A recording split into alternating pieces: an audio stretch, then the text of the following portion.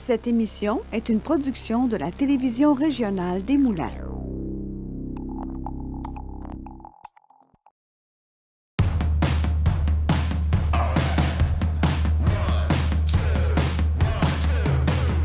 Ce soir à l'émission, Josée Lévesque, une amoureuse des fleurs. Les dauphins et les licornes, un spectacle de danse inclusif. Et le chanteur Vince Lemire sort un nouvel opus. Bonsoir et bienvenue à Lézard-la-Naudière. L'artiste qu'on reçoit ce soir, elle est native de Joliette. Elle a étudié à Montréal. Elle s'est promenée partout à travers le Québec. Elle est même allée en France. Elle a d'abord été dessinatrice de mode avant de se consacrer pleinement à la peinture. Et aujourd'hui, la peinture occupe une place centrale dans sa vie. Elle puise une source d'inspiration dans les fleurs et vous allez voir à quel point c'est magnifique ce qu'elle nous propose. Josée Lévesque, bonsoir. Bonsoir, Patricia. Contente de te rencontrer. Bien, moi aussi. Tu me disais que tu n'avais pas fait tant d'entrevues que ça, donc on est vraiment choyés de t'avoir avec nous à Lézard-la-Naudière. C'est vraiment une de mes premières entrevues. Ah, chouette!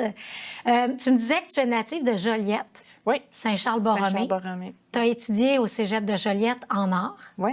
Par la suite, qu'est-ce que Ensuite, je suis allée étudier au Collège La Salle en design de mode et j'ai travaillé dans ce domaine-là pendant 10 ans avant de m'arrêter pour un congé de maternité et finalement me lancer dans la peinture, un retour aux sources.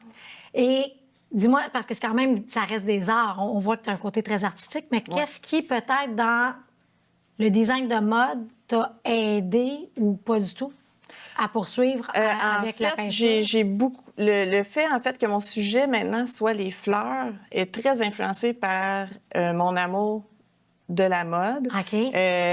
Quand on regarde les maisons de haute couture, le perlage, les détails, les plis dans les vêtements, les fronces, c'est souvent inspiré des fleurs qui sont très délicates, avec des petites couleurs Il y a beaucoup de détails. Oui, c'est ça. Alors, on voit dans tes peintures. Oui, moi, ça fait partie de ce que j'aime faire. J'aime, oui, mettre la couleur, la texture et tout ça, mais j'aime souvent m'approcher puis mettre des petits détails ici et là, prendre mes spatules, des fois rouler la peinture à l'huile, faire des petites billes que je place pour faire les petits détails comme si c'était des perles. J'adore ça. Ah, c'est génial. C'est très féminin aussi. On le dit souvent, les fleurs, ça représente beaucoup la féminité. C'est vrai. Est-ce que quand tu travailles, tu as une image en tête ou tu travailles avec des photos, des images? Bien, en fait, je travaille beaucoup avec des photos. Ça fait partie de mon processus. J'aime ça quand je vais prendre ma marche ou je vais faire mon jogging, rentrer dans les buissons de mes voisins. J'ai la permission de le faire. Puis j'ai l'impression d'être comme un chasseur qui trouve la bonne image et tout ça. Puis souvent, quand je vais faire une toile, bien, en fait, je vais ouvrir plusieurs images que j'ai d'inspiration et puis je vais faire ma composition à partir de là. Wow! Ouais. Il y a énormément de détails, surtout dans les pétales. Elles retroussent, elles sortent vraiment de la toile. Donc, je me demandais, c'est quoi le procédé? Qu'est-ce que tu utilises, donc, de l'huile? Bien, je commence, en fait, avec un fond d'acrylique. Je fais comme un sépia, là, un peu noir et blanc, si on veut, là, où est-ce que je fais ma composition. Une fois que je sais quels seront les pétales là, qui vont être mis à l'avant-plan, je vais prendre un empattement acrylique que je vais appliquer pour faire ressortir les pétales. Ensuite, quand ça, c'est sèche, là, je vais commencer à faire des glaciers à l'huile pour donner des couleurs et puis de la profondeur. Et puis, je vais travailler étape par étape, laisser sécher. Comme je travaille plusieurs toiles à la fois, je vais laisser sécher une toile, sortir un autre de la rotation, faire la prochaine étape, ainsi de suite, jusqu'à ce qu'elle soit terminée. Je sais que c'est une question qui se pose pas vraiment quand on est artiste, mais combien de temps ça peut te prendre pour faire une toile? C'est sûr que ça dépend de la grosseur, là? Ça dépend vraiment, pas juste de la grosseur, en fait, de la toile puis le détail que je mets dedans. Je comprends. C'est difficile parfois à mesurer, mais je sais que j'ai des toiles, j'en ai une où est-ce que, justement, quand je parlais des petites perles que je fais à l'huile, j'en ai eu pour 6 mois à faire des petites perles à l'huile. Et puis, j'en ai d'autres que c'est plus rapide. Surprenamment, quand c'est une très grande toile, les pétales sont plus grosses, les détails sont moins petits parce que quand je fais une petite toile, des fois, je suis comme un joaillier. Je travaille avec des petites spatules qui sont des aiguilles en réalité, là, et puis je travaille en tout petit. Alors, parfois, ceux-là vont prendre plus de temps que les très grosses. OK, d'accord. Bon, là, on a parlé de ton parcours, comme quoi tu es allé étudier aussi à Montréal, en design, congé de maternité, tu t'es mis à la peinture, mais Dans ton parcours, il y a eu la France aussi. Oui, mon conjoint est allé faire un post-doctorat à Lyon, en France. OK. Et moi, j'ai pris 2 années de congé de ma carrière pendant que j'étais là et j'ai eu l'opportunité d'exposer en France. Wow. À l'époque, je faisais pas du tout des fleurs. Là. Je faisais des aquarelles de personnages un peu naïfs. Comme des croquis, dans le fond. Un peu, OK. comme inspiré de la mode, mais un peu plus naïf que ça, quasiment de la bande dessinée. Et puis mélangé, en fait, avec des tissus que j'appliquais sur les aquarelles. OK. Et c'était des personnages qui se baladaient ou qui étaient en Europe puis qui découvraient en même temps que moi. Et puis, j'ai eu la chance d'exposer à Paris, Barcelone, Lyon. Ouais, c'est une belle opportunité. Mon Dieu, oui. Est-ce qu'il y a d'autres pays dans lesquels tu aimerais peut-être exposer éventuellement? Est-ce que tu vises à l'international ou tu te dis, ben, je suis bien là où je suis présentement? Bien, en ce moment, je suis très bien comme je suis, mais c'est sûr que je serais ouverte à plusieurs opportunités. J'ai la chance de vendre en ligne, donc parfois j'ai des gens des États-Unis qui achètent ou de l'Angleterre. Alors, c'est certain que si un jour j'ai une opportunité qui se présente, je serais enchantée de me déplacer. Donc, l'invitation est lancée. Oui. OK. Donc, oui, tu me disais, tu es bien maintenant. Tu as ton atelier chez toi. Et ben c'est chez toi, c'est ça? Oui, c'est chez moi. OK, mon Dieu. Fait que tu travailles beaucoup en rotation. Tu as trouvé ta technique finalement pour travailler peut-être de façon un peu plus optimale? Oui, c'est ça, parce que l'acrylique permet que ça sèche plus rapidement. Ouais. Puis je fais des minces couches d'huile par-dessus. Contrairement à avant, je travaillais vraiment l'empattement à l'huile, puis ça prenait un temps fou à sécher. Ça doit être pas mal plus long. Donc, est-ce qu'il y a des projets à venir pour l'automne, le printemps? En ce moment, pour l'automne et l'hiver, je suis pas mal en production. Parfait. Mais mon atelier est ouvert. Là, on peut prendre rendez-vous avec moi pour visiter l'atelier si on veut.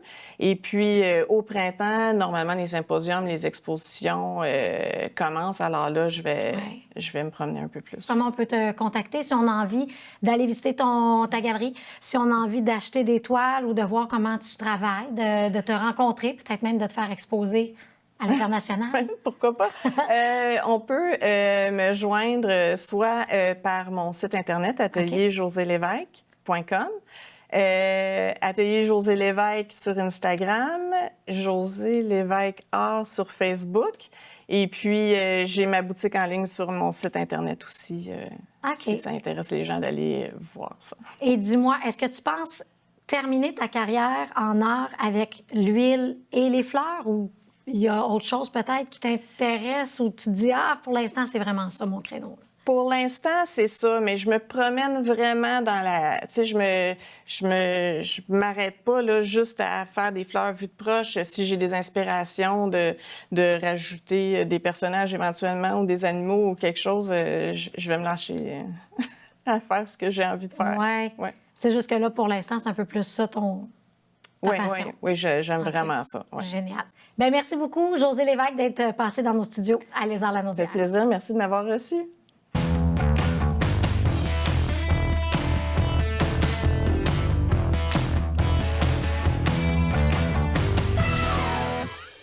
Le chanteur de New Country, Vince Lemire, est passionné par ce style et souhaite montrer aux Québécois à quel point le New Country est intéressant et actuel. Notre reporter Maude Ravenel est allée à sa rencontre.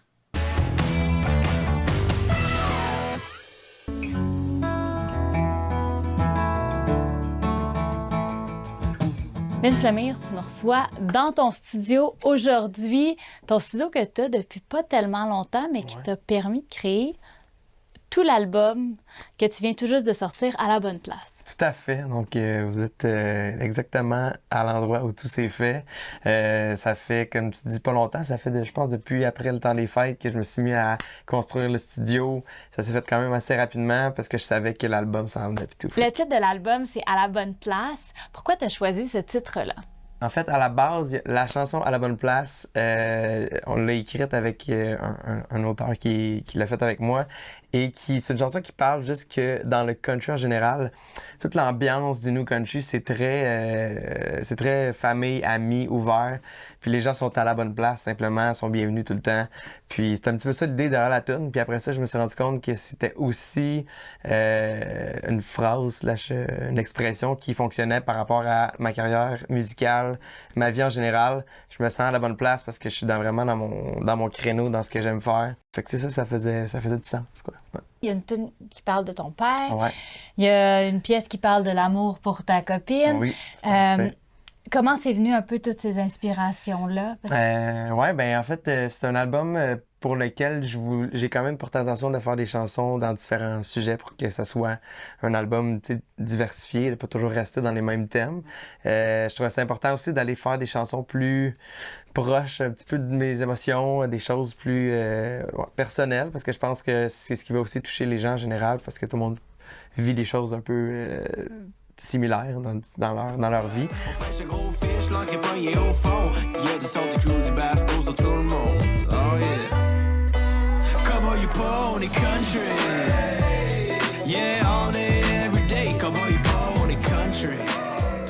J'ai remarqué sur la tune Cowboy ou pas, c'est un peu rap. Ouais, effectivement. T'as comme été rechercher ça de ton passé? Ouais, ben oui, c'est en fait, j'ai toujours fait un style de country quand même urbain. Je pense que c'est ça aussi qui a fait que les gens ont accroché.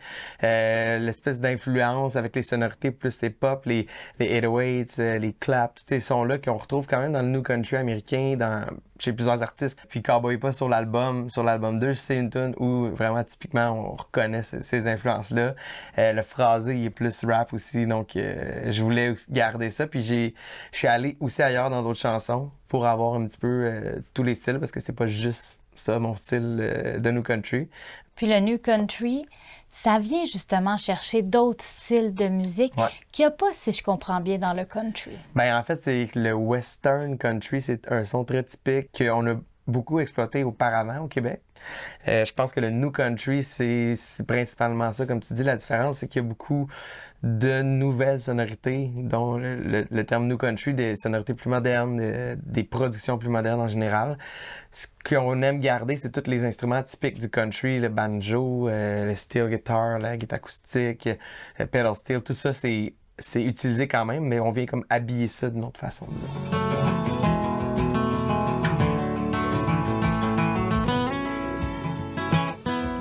En 2017, je suis allé faire un voyage à Nashville. C'est déterminant. À Nashville, on dirait que les gens vont là-bas, puis par la suite, c'est comme si ils tombaient en amour avec le New Country à ce moment-là. C'est vraiment une place incroyable. Moi, j'adore ça. Je suis allé plusieurs fois par la suite à Nashville. Puis en revenant de là, j'ai commencé à plus en faire moi-même, à composer des tunes, à produire des tunes New Country, à me faire un peu la main là-dessus. Finalement, c'est en 2022 que j'ai sorti mon premier album. Mais entre 2017 et 2022, je faisais beaucoup de musique. Puis ouais, c'est ça, exactement. Je me suis bien imprégné du style. Tu as décidé de chanter en français. Ouais. Tu vas quand même intégrer des mots en anglais dans tes chansons. Est-ce que c'est important pour toi, justement, d'avoir le français et l'anglais à l'intérieur de tes pièces? C'est pas nécessairement un choix qui est... je veux absolument de l'anglais, mais c'est un peu ma façon de venir... me rapprocher des sonorités du new country en anglais. Ce qui arrive, c'est que la langue française, c'est dur. En tout cas, pour moi, je trouve ça difficile de l'utiliser puis de vraiment aller faire ce style-là que j'écoute, qui est surtout américain, anglophone. Qu'est-ce qui fait que c'est difficile? Ben, c'est que tout le slang, la façon de chanter, c'est très caractéristique de ce style-là. Quand tu écoutes des artistes en anglais, ils ont vraiment un accent très typique. Puis c'est dur de reproduire ça avec la langue francophone simplement. Puis étant donné que ça fait vraiment partie de la couleur de la musique, s'il n'y a pas ça, c'est dur de se rapprocher du new country, tu sais. Fait que moi, ben une façon que j'ai trouvée pour être capable de m'en rapprocher, puis que les gens qui sont fans de ce style-là embarquent, c'est d'utiliser un peu des anglicismes, puis justement de parler un petit peu comme je parle en général dans la vie, puis on utilise beaucoup d'anglicismes en général. L'album est en autoproduction. Est-ce que ça demande une grande discipline? Ben, ça demande une discipline parce que tu portes beaucoup de chapeaux, puis c'est toi qui portes le projet. Il n'y a personne qui va l'avancer si toi tu l'avances pas. Fait que oui, ça prend une certaine discipline. Moi, j'ai quand même, depuis que je suis tout jeune, touché au programme de musique. J'ai réalisé des chansons, j'ai produit des chansons depuis longtemps. Fait que j'ai quand même cette aisance-là à prendre une idée de chanson puis l'amener à terme. Mais c'est quand même quelque chose qui demande de la discipline. C'est sûr que dans les derniers mois, j'étais bien concentré à faire ça puis à mettre des échéances. Puis des fois, il faut se parler un petit peu pour être sûr que ça avance bien. Parce que tu joues tous les instruments sur ton album. Oui, presque tous les instruments. Il y a des parties, il y a des guitaristes qui sont venus, qui ont fait des parties dans les chansons. Quelqu'un qui joue du pedal steel, Antoine Noiselle, qui est venu faire du pedal steel. Puis bon, la bass, je l'ai fait refaire par un bassiste. Fait que je vais quand même essayer de m'entourer d'une équipe. Je fais plus l'idée, puis après ça, eux autres reprennent ça, puis on consolide le tout. Ouais. Mais quand même, ça reste que tu es en mesure de jouer tous ces instruments. Oui. Ça fait longtemps. Ça fait depuis que j'ai 9 ans, je pense que je fais de la musique. Fait qu'à un moment donné, on diversifie un petit peu nos outils. Ouais. Mais je suis guitariste à la base. Ouais. Puis quand tu crées justement une pièce, par quoi tu commences? Les paroles, la musique? Ça va varier un petit peu. Souvent, ça va être la mélodie, la musique. Je vais m'asseoir devant mon programme. J'ai une idée, mettons, de mélodie, une idée de riff de guitare. Je vais tout de suite enregistrer, créer un petit peu autour de ça. Trouver des mélodies en faisant pas des vrais mots, mais juste en chantant un petit peu des sons. Puis si vraiment je pogne quelque chose, je suis comme OK, ça pourrait vraiment être cool, ben là je vais pousser l'idée, puis là des fois là je vais comme commencer à mettre le texte puis tout peaufiner ça. Des fois ça arrive que je prends ma guitare puis je fais juste guide-voix, créer une chanson, puis je suis inspiré pour des paroles. Puis là je passe après à la partie production, fait que ça varie un petit peu. Mais je suis quand même quelqu'un qui est très axé sur les mélodies, puis souvent ça se fait comme ça. Pour le prochain album, il y a une tournée qui s'en vient. Oui. Travaille fort sur ça. Quand est-ce que tu penses que justement tu vas pouvoir partir en tournée? Ben là, on est en train à l'automne, c'est la saison du booking. Donc là, on est en train de préparer la prochaine saison. J'ai des spectacles qui s'en viennent quand même là en octobre, plus dans le coin de Québec. Puis sinon, après ça va après le temps des fêtes, des shows en salle et tout ça. Mais on prépare le tout. Fait que ça va être. Les dates devraient être annoncées prochainement sur mon site web vincelemay.com ou sur les réseaux sociaux. Fait que ça, c'est une des choses qu'on prévoit faire avec l'album. Vidéoclip, on va sortir aussi. J'ai fait un lancement là, pour l'album tout dernièrement. Fait qu'on va sortir des images de ça. Ouais. Ben écoute, merci de nous avoir accueillis aujourd'hui dans ton studio. Puis bonne chance. Grand plaisir. À la prochaine.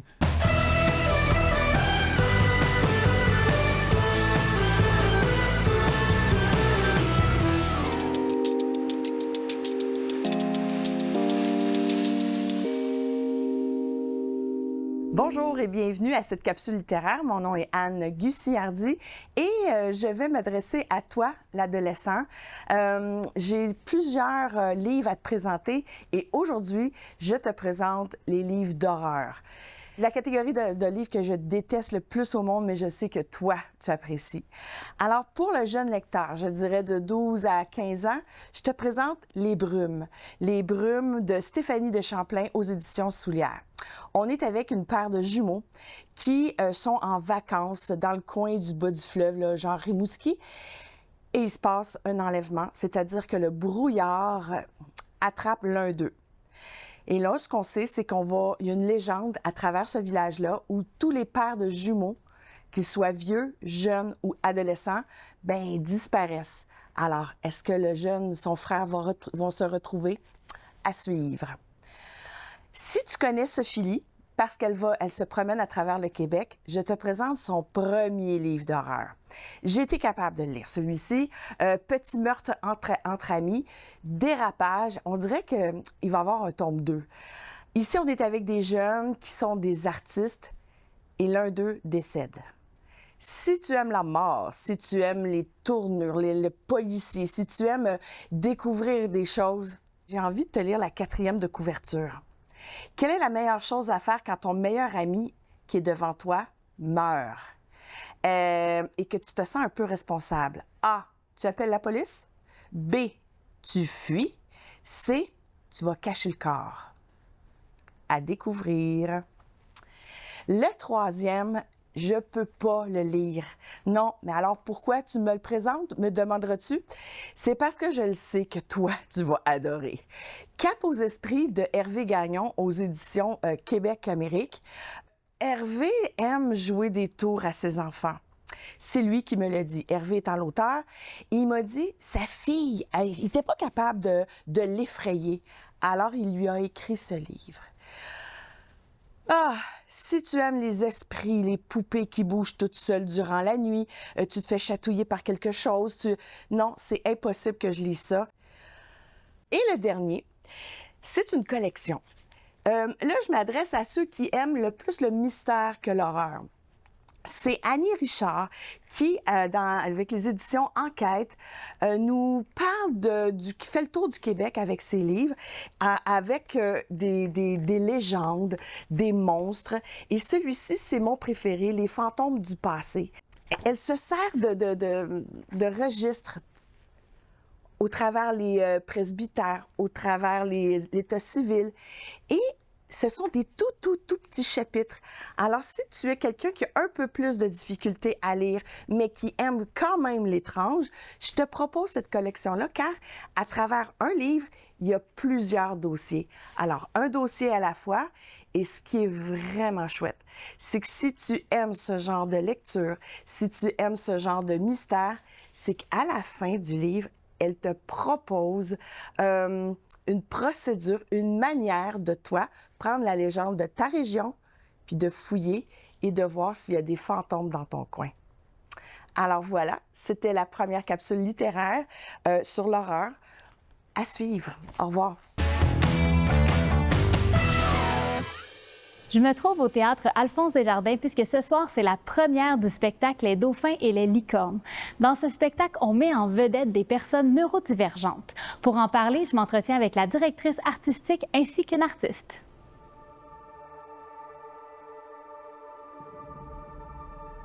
Les dauphins et les licornes, ça met en scène 6 artistes qui sont très différents les uns les unes des autres.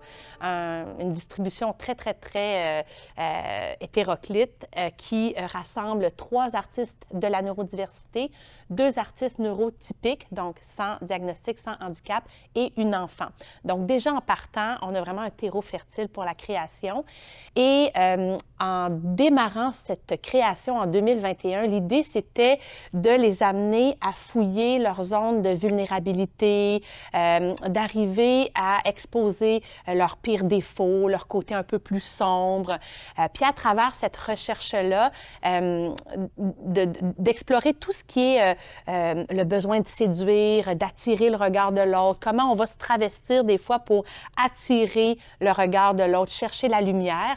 Et durant le processus, en fait très tôt dans le processus, tous les artistes se sont choisis une équipe, dauphin ou licorne, sans même vraiment savoir qu'est-ce qui définit c'est quoi un dauphin, c'est quoi une licorne. Et voilà, donc là, les équipes sont nées, des espèces de conflits entre les équipes sont nés et toute la narration, en fait, s'est déclinée au travers de ce processus-là qui est vraiment porté par les artistes. C'est des artistes que j'ai rencontrés dans un cadre de formation avec le Centre des arts de la scène Les Muses, où la plupart suivent une formation spécialisée pour des artistes en situation de handicap ou de la neurodiversité. Je leur enseigne la danse.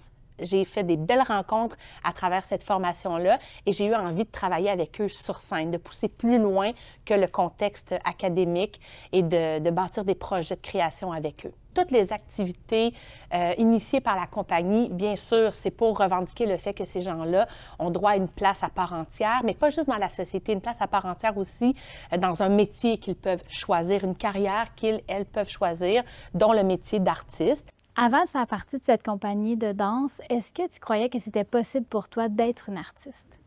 J'avoue qu'au début, non, parce que même si j'ai déjà fait des choses en loisir comme en danse, en patinage artistique, même en théâtre, pas vraiment, parce que j'étais avec des personnes neurotypiques.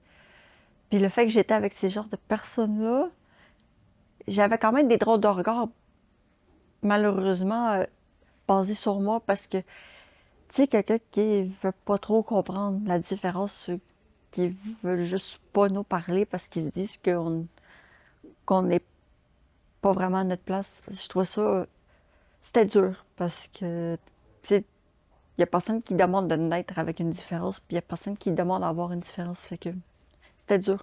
Mais quand j'ai commencé à travailler pour Maïwen et les orteils, là, je me suis vraiment sentie à ma place, que je peux être complètement moi-même, que j'ai pas peur de dire ce que je pense, que quand on fait des niaiseries, qu'on a le droit de pas se prendre au sérieux, puis qu'on peut lâcher notre fou, puis qu'on s'entraide, puis qu'on est comme une famille. Fait que c'est vraiment le fun que finalement j'aille pu trouver ce chemin-là.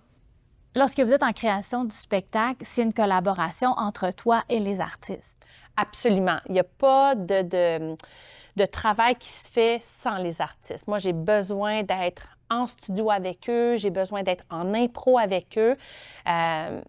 Puis avec le thème de départ, je les lance dans des improvisations. Puis je travaille étroitement avec Amélie Dumoulin, qui est une dramaturge, autrice, que j'ai engagée pour m'épauler dans cette création-là.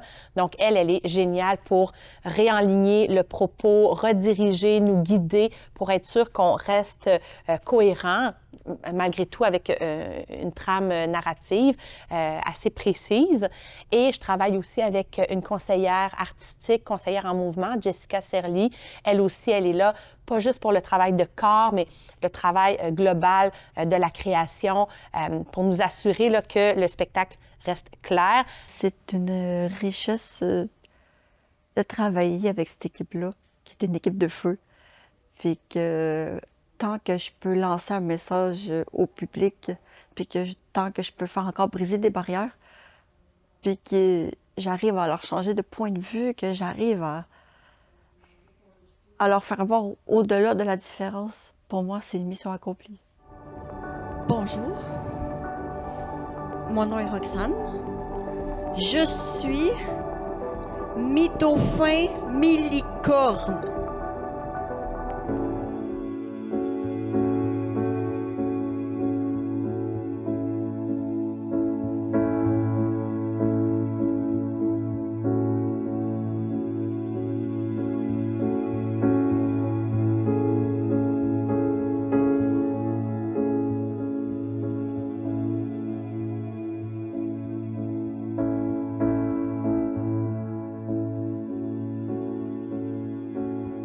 Si vous avez envie de voir le spectacle Les Dauphins et les Licornes, rendez-vous sur leur site web pour voir les autres villes où ils seront en spectacle. C'est ainsi que se termine l'épisode d'aujourd'hui de Lézard. Vous pouvez découvrir l'ensemble de notre programmation sur tvrm.ca ou sur notre chaîne YouTube à tvrm.tv. Pensez aussi à vous abonner à notre infolette pour rester informé de toutes nos nouveautés. Rendez-vous la semaine prochaine pour une autre émission de Lézard-Lanaudière. Bonne semaine!